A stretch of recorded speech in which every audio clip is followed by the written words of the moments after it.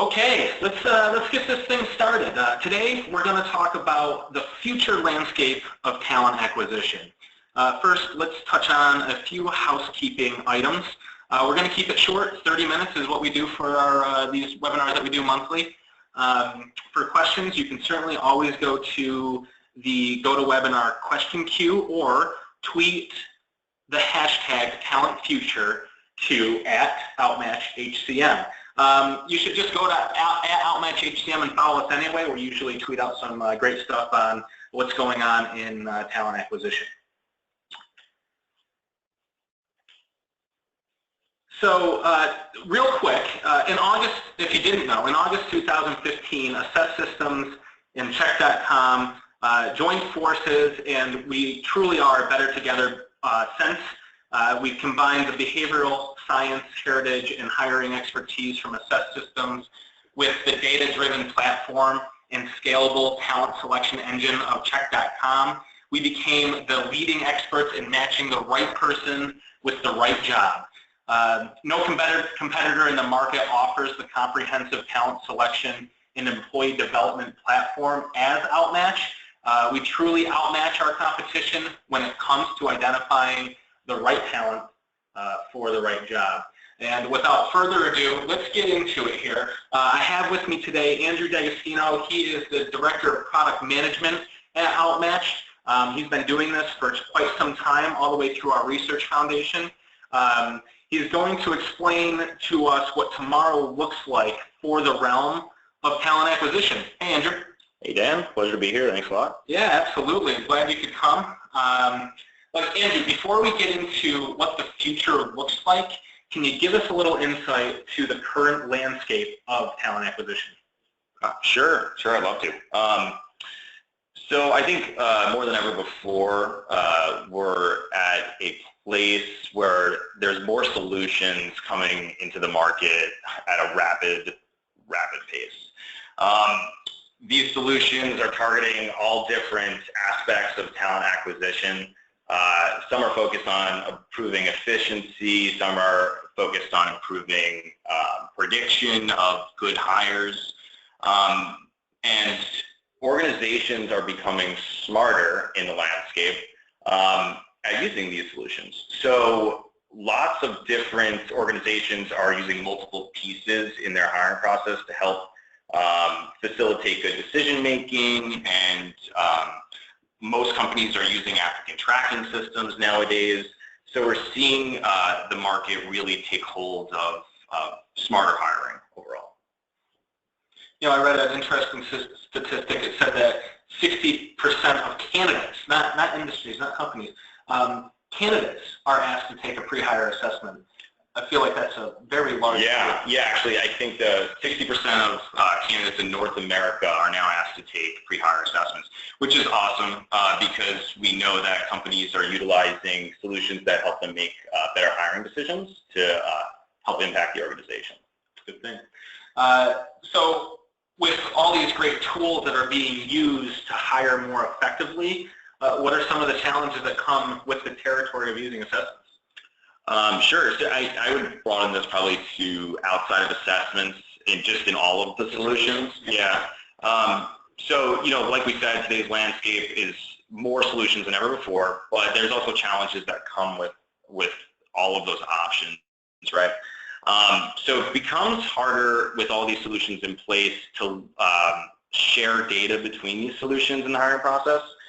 To look at the process as a whole and tell the whole story, tell what's happening at the aggregate level. So that's the first challenge. The second challenge, I would say, is to really understand the return on hire that you're making using these solutions. So what is the effect of each of these solutions on the post-hire performance or post-hire impact that you're trying to make? And the third problem, I would say, is really all these solutions are now in place, but are they measuring the right thing? So are we doing are we employing the right solutions to measure the characteristics that lead to success? Great. That's where I want to dig in next. If you're joining us now, you can I am recording, so that'll go out at a later time. You can review the session. I wanted to mention that, and I also wanted to let everybody know again that you can tweet your questions to the hashtag TalentFuture at OutMatchHCM. I want to dig into the right characteristics because you spoke about focusing on characteristics as one of those challenges. What are the right characteristics to focus on? Sure. So,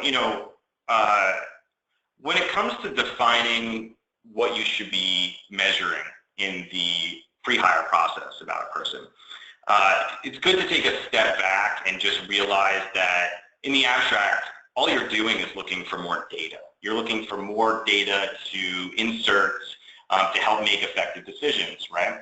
And as with any situation where data is involved, some data is better than others, and some of it is noise. And when you insert the noise, you may draw the wrong conclusions.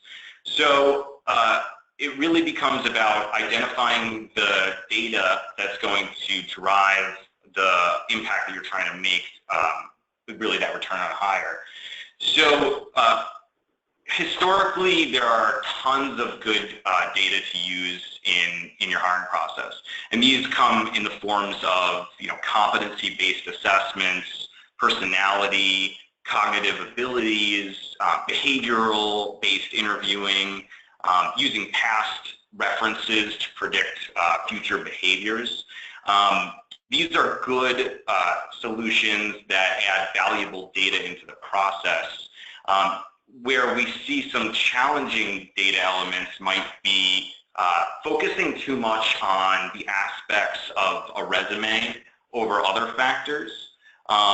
When organizations put too much emphasis on that element alone, we tend to see poorer decision-making occur. Now, it's still important information, but it needs to be compared to the rest of the data that you're capturing as well. So there's a lot more that can be done than the standard resume filter, things like that. Well, you just think about a job, and it's really about defining the right knowledge, skills, abilities, right? So it's about getting those, they're just called KSAs, right? Knowledge, skills, abilities.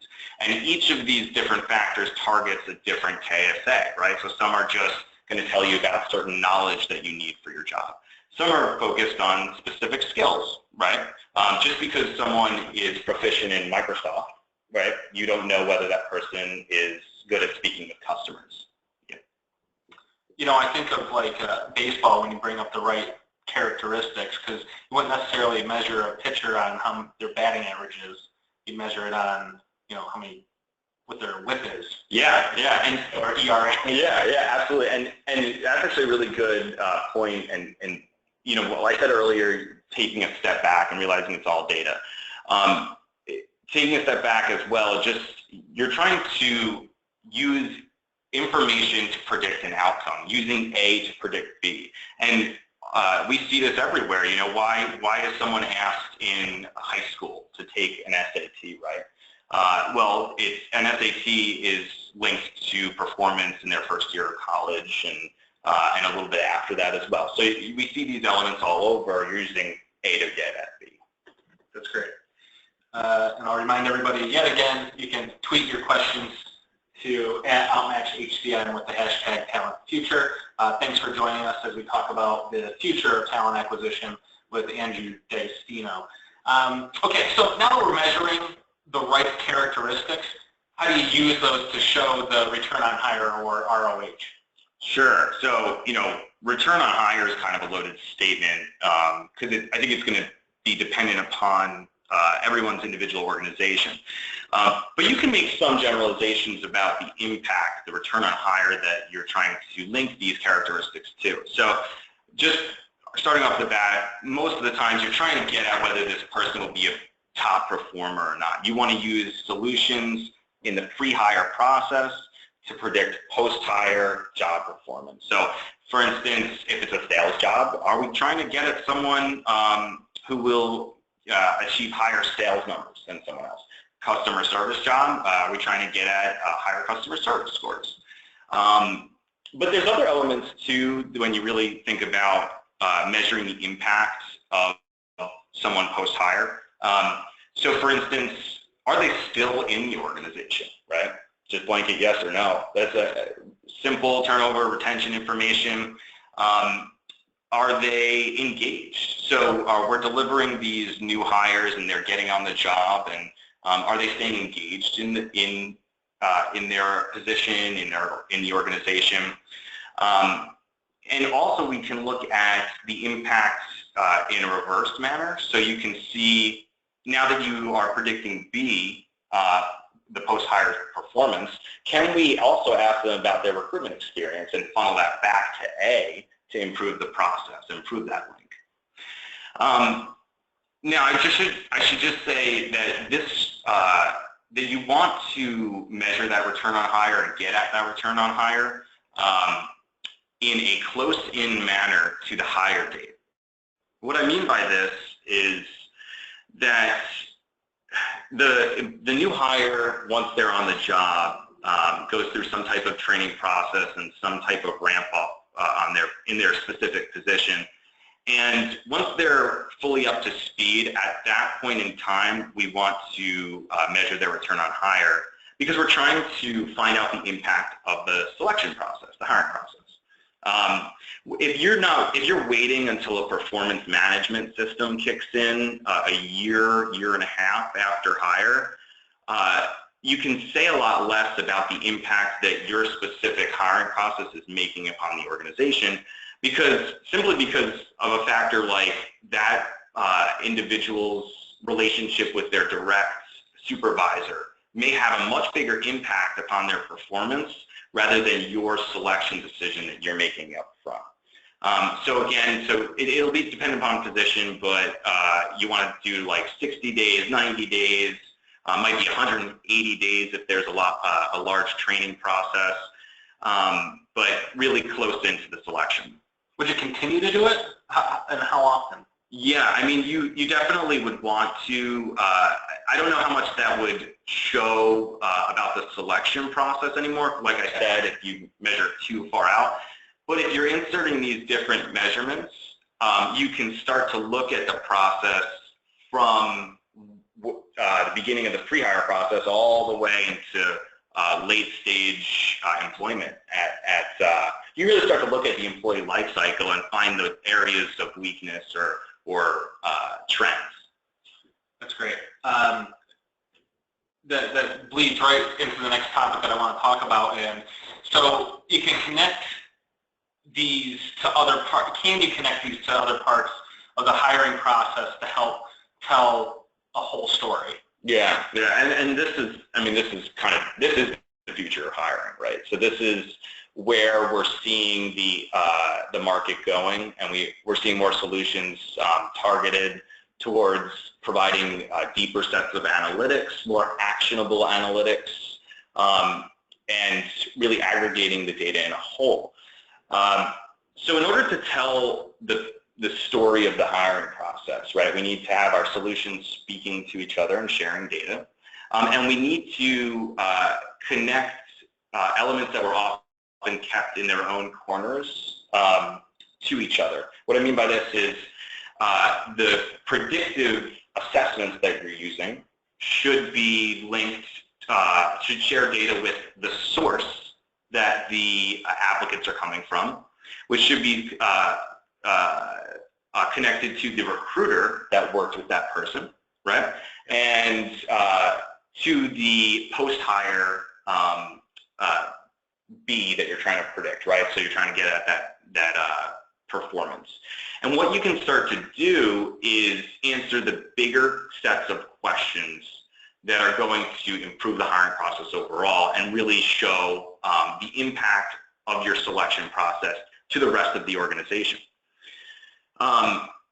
When you start to connect these elements, you can look at things like, which source are my top performers coming from? And this is a question I'm sure everyone would want to know, right? So are my employees from Indeed.com, coming from Indeed.com, performing better than the ones in my employee referral process, or perhaps the opposite? Perhaps I have one source where most of my employees are coming from, but they're not where my top performers are coming from. That's a different source. And we can start to see some allocation, real tangible time and resource allocation benefits that can come from data like this. You know, we can start to also talk about which regions, which locations are my top performers coming from, which ones, where are my most engaged employees coming from. And you can also tie them to, as I said, the recruiters by looking at, okay, which recruiters are doing the best job at bringing in the top performers. You can use this for positive interventions to find out if any of the recruiters need some additional training. The future of hiring is really about connecting and then aggregating these into actionable analytics.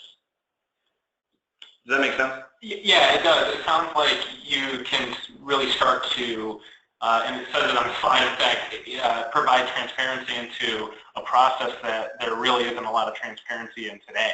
Yeah, I mean, and that's part of because of the solution silos that had existed, right? So we have applicant tracking systems handling efficiencies, while upfront assessments are handling prediction, but they're not sharing information. So when we're able to share information, we can see more transparency, make these connections, roll them up, tell a whole story, and now have an impact on the bottom line of your organization. That return on hire, yeah, loaded, yeah. that starts to mean something. Yeah.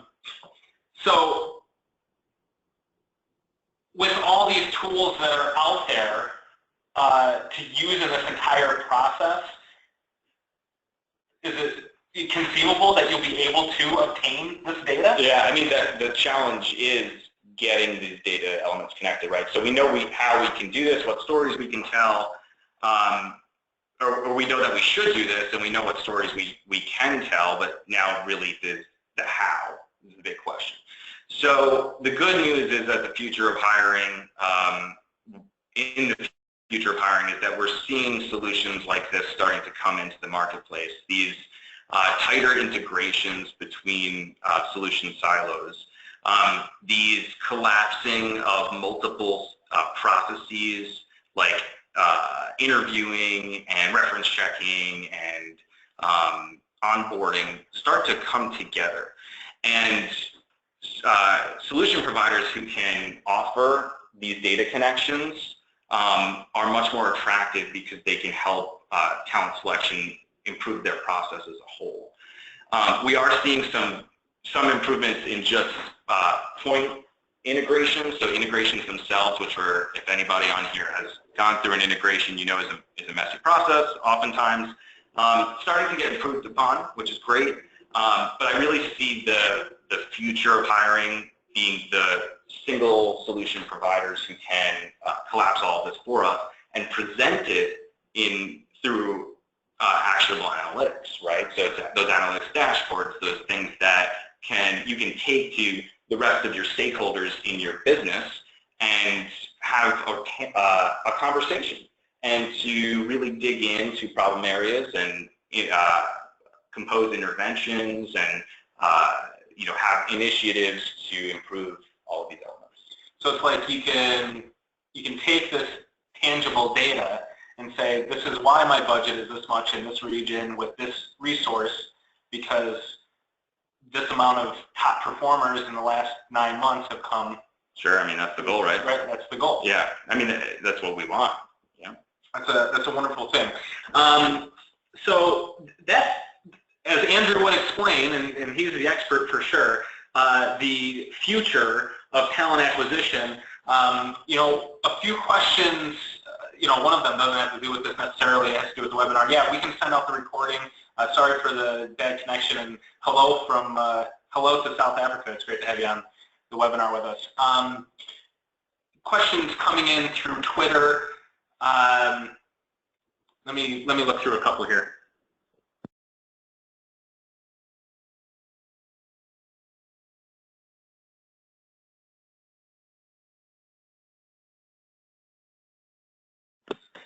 So this is a good one. I think it covers a few of the questions that have come in. You talk about, the last slide said single system integrations. is it conceivable that solutions will come in pieces and there will be integrations available between the separate pieces, or is it a single system integration that's going to solve this futuristic ideal? Yeah, I mean, you know, they're both of those. The market is seeing both of those solutions come into place. So there are companies focused on making integrations tighter and more easy, and there are these single providers entering the market as well. I think the single providers in the future are going to have a little bit better time with this because their data is all in the same, crafted in the same fashion individually, right? So it's a lot easier to mix the stuff together and aggregate it. Although, you know, for some organizations, those tighter integrations are really beneficial as well. So we're going to see in the future where everything's going to play out. I did see an interesting question there on turnover and linking this pre-hire information to turnover. And turnover, you know, is loaded in general too, because turnover necessarily might not have anything to do with your selection process. It might be something completely post-hire. But you don't know until you measure it, right? We can't know what we don't measure. So we have to see if there are linkages between certain elements of the hiring process to people who are more likely to turn over post-hire. And that's why it's important, if you're not capturing today, to not just look at turnover rate information or just overall turnover. You really need to dissect turnover by whether it's involuntary versus voluntary and these reasons why people are leaving. We need to understand, are they leaving because of performance? Are they, you know, involuntary being asked to leave and they're underperforming? Well, that's something we can target, right? But if they're leaving for something post-hire that has nothing to do with the selection process, then it's unfair for that to be put on talent acquisition's plate, right? That's something post-hire that needs to get fixed.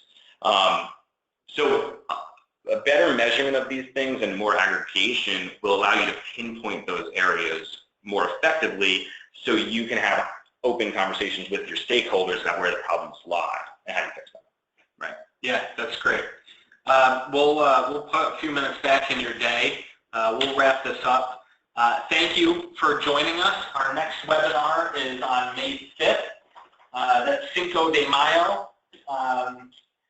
The ABCs of Talent Management, part 1 is Job Fit. We'll take you through, you know, what makes job fit important. We kind of talked a little bit about that today with characteristics, but we'll go a little bit deeper into specifically what job fit is.